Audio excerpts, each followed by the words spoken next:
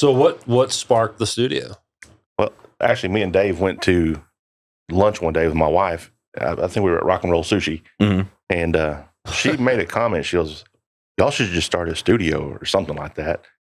And keep that woman forever. we kind of you guys should like start a business and have fun in your life. Hey, we ain't thought about that. Sweet. So that's right, because you started this together in a way. Like, we're certainly going to break into business dealings here, but what were you two doing together before the studio? So we were just friends. You know, he got me a job. Like, I ran a studio back starting in 2009.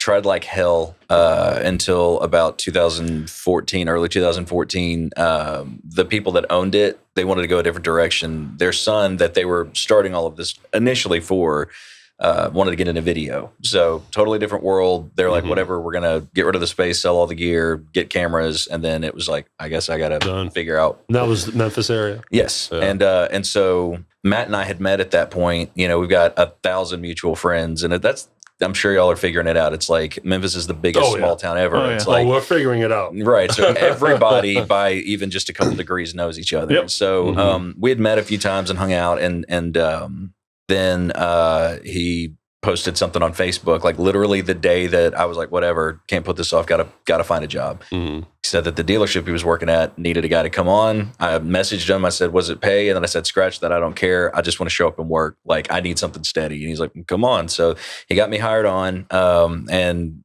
just as a result, every day, like, we quickly realized we were musicians at heart that couldn't stand that part of the world. And so we would go and get lunch and hang out and, you know, like talk all the time about, well, what do you think about this guitar? And we were just gear nerds. That's like where we really connected, was guitar amps, guitar sounds, pickups, pedals, stuff like that.